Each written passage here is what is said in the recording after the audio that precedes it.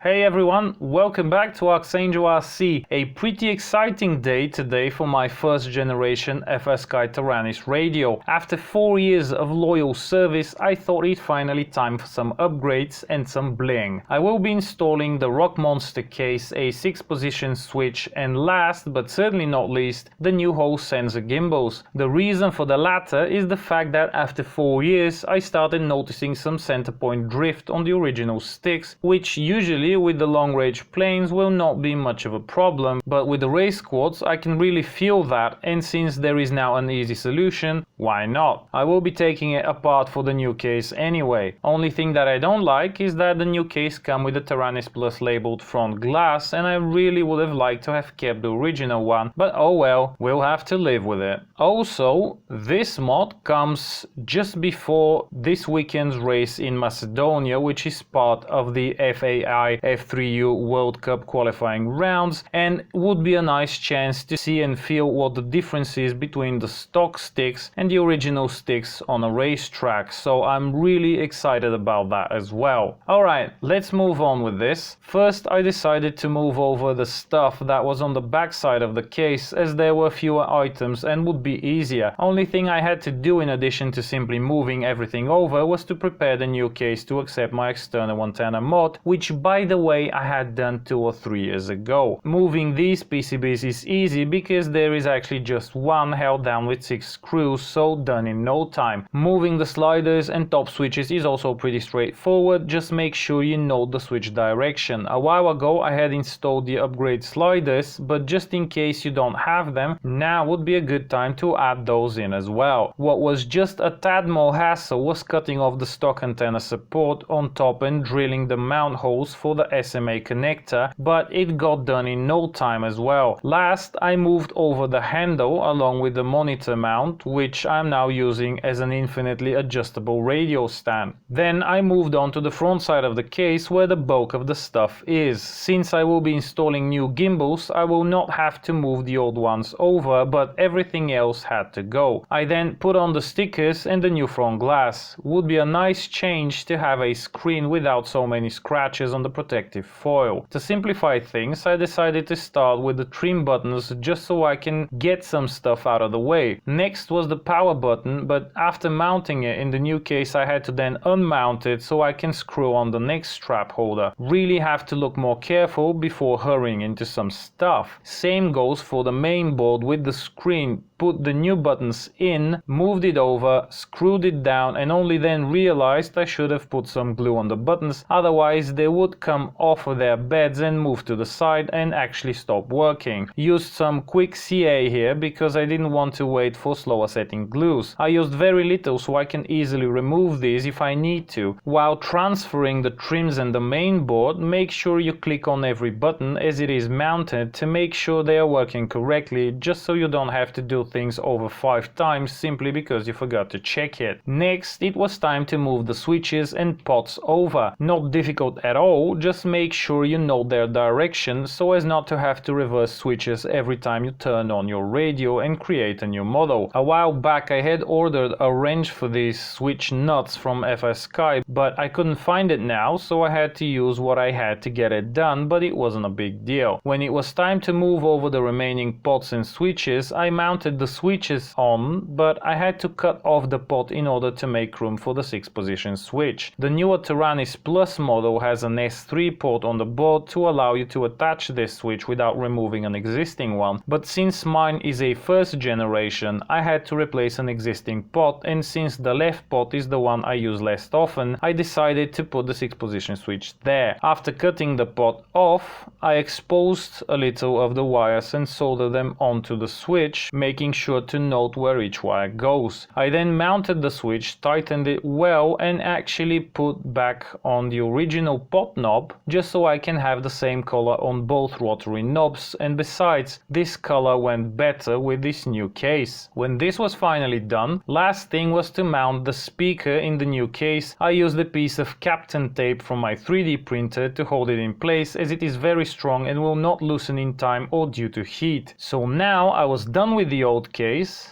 and I left the original gimbals on it. Last thing to do here was to install the new gimbals. The wire harness on the new gimbals also has the wires for the trim buttons, so don't worry about leaving these with the old gimbals. Mounting them is pretty straightforward, just make sure the side where the wires come out are facing the outside of the case. Same goes for both gimbals. The cables should be just long enough to make it to the connectors on the main board. Then don't forget to connect the trim buttons as well, and due to the wire length difference there is very little chance you can mess this step up. And also don't forget to screw on the gimbals. There is a little bolt that comes with each gimbal. It is meant to be used to release the throttle from the spring in case you don't need a DJI style throttle always in the middle type of setup. In case you do, you can put these bolts aside somewhere. At this point you can also adjust the tension on both sticks to whatever you like, just so you don't have to open up the case again later to do that. And that was it. I put the case back together, mounted the IRX4 module in the back of the radio, put the battery in, and did not forget to mount the antennas before I powered the radio on to make sure I've done everything right. Last thing left to do would be to go into the menu and do the stick calibration just in case. Remember that center point drift I mentioned with the old sticks? Well, there is not a trace left of it with these. They move back to center very accurately, and the 1500 signal mark is rock solid without even a hint of moving in any direction. Really happy with this upgrade. It is certainly worth it, especially for things that need high level of precision, such as drone racing, 3D aerobatics, helicopters, etc. The sticks themselves also feel very posh and high quality. Actually, with this new case, the whole radio feels like a whole new one, and I absolutely love it. Only thing I found weird was that on pictures, this case was a lot brighter than in reality, but I can live with that. Should look nice in the sun though. So this was me spoiling my first generation FS Sky Taranis as a gesture of gratitude for its long and trouble-free service over the years. All of the items featured here are linked in the video description below, so if you fancy any of them and decide to buy them, or just want to buy any other item, doing so via these links would help support this channel and would be much appreciated. If you have liked this video, don't hesitate to give it a thumbs up and subscribe, and consider doing the same on Facebook for daily updates. Happy Taranis modding, and until next time.